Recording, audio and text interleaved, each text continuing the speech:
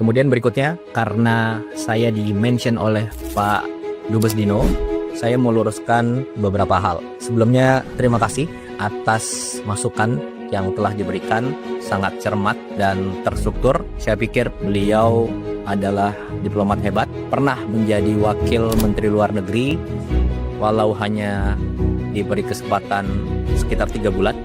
Jadi yang pertama, masalah biaya bila keluar negeri. Ini sudah dijelaskan beberapa kali.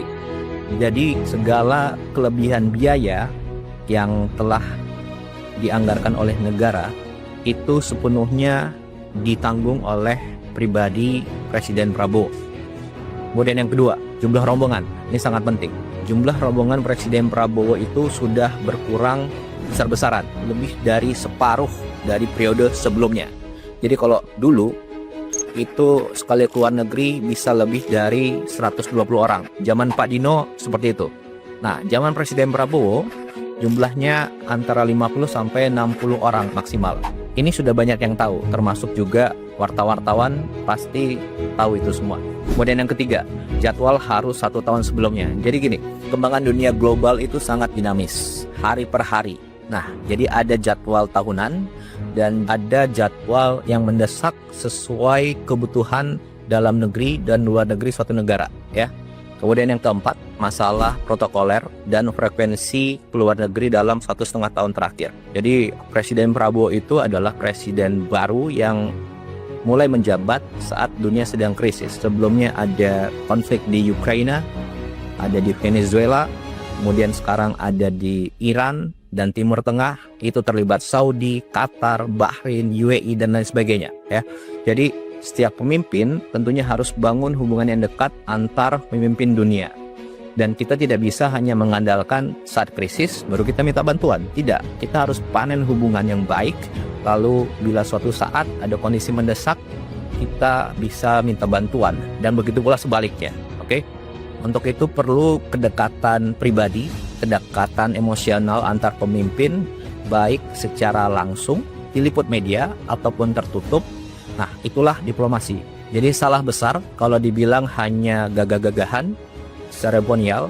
Jadi kita harus lihat apa yang sudah dicapai dalam 1,5 tahun terakhir ini. Yang pertama, Indonesia masuk BRICS. Manfaatnya apa? Ya sekarang ini, di tengah konflik krisis dunia, situasi negara terjamin.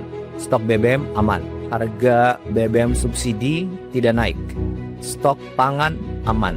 Kemudian yang kedua, tarif 0% di Uni Eropa, ada 25 negara di situ. Dan ini perjanjian yang sudah diurus belasan tahun yang lalu. Tapi kapan tercapai? Ya zaman Presiden Prabowo, tepatnya tahun 2025 lalu. Kemudian yang ketiga, total investasi yang masuk dalam 1,5 tahun ini adalah sekitar 2.430 triliun. Itu data dari BKPM. Kemudian contoh konkret lagi nih. Bulan lalu Presiden Prabowo ke Jepang dan Korea, kembali langsung ada investasi sekitar 575 triliun. Kemudian yang keempat, sekarang kita punya alat pertahanan yang kuat sekarang, ya. Dan itu dari banyak sekali negara, Prancis, Amerika, Rusia, Cina, Inggris, Eropa, banyak negara. Kemudian yang kelima, program ibadah haji tahun 2025 lalu dan khususnya tahun ini itu lancar. Nyaris tidak ada kendala-kendala yang signifikan. Indonesia adalah negara satu-satunya yang punya perkampungan haji di Arab Saudi. Dan Saudi sendiri mengubah undang-undangnya agar suatu negara mempunyai lahan di situ untuk digunakan oleh jamaah haji. Kemudian yang keenam, Presiden Prabowo betul-betul berperan aktif di Palestina. Apa buktinya? 1, kita ada drop off logistik dari udara.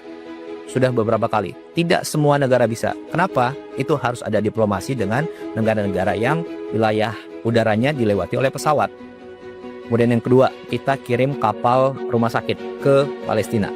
Kemudian yang ketiga, kita menyekolahkan anak-anak Palestina di universitas di Indonesia. Sekarang mungkin sudah sampai 100 orang yang sudah sekolah di sini dan lain sebagainya. Kemudian yang ketujuh, Baru minggu lalu ada WNI yang diamankan pihak Israel di Laut Bebas, dan lewat diplomasi dari Menteri Luar Negeri dan teman-teman Kemlu selang beberapa hari kembalikan ke Indonesia. Jadi ini lewat diplomasi yang baik diberitakan maupun yang tertutup gitu ya. Dan ingat, yang tadi saya sampaikan adalah hasil konkret nyata 1,5 tahun terakhir. Dan semua itu adalah diplomasi yang dilakukan oleh Presiden Prabowo lewat berbagai macam cara, baik yang dipublikasikan maupun tidak dipublikasikan.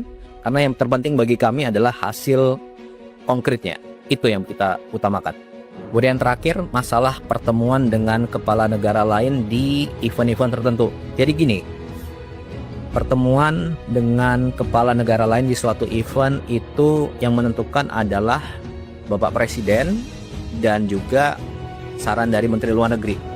Dan beliau-beliaulah yang mengetahui mana yang prioritas, mana pertemuan yang harus diutamakan, mana pertemuan yang bisa langsung ataupun cukup menggunakan telepon, mana pertemuan yang perlu diberitakan, mana yang tidak diberitakan. Dan saya rasa semua diplomat hebat tahu itu. Jadi kurang elok rasanya kalau itu masih dipermasalahkan ya. Jadi ruang untuk setiap masukan tentu kita terima, tapi jangan sampai kita mengaburkan fakta tentang semua hasil yang telah kita capai.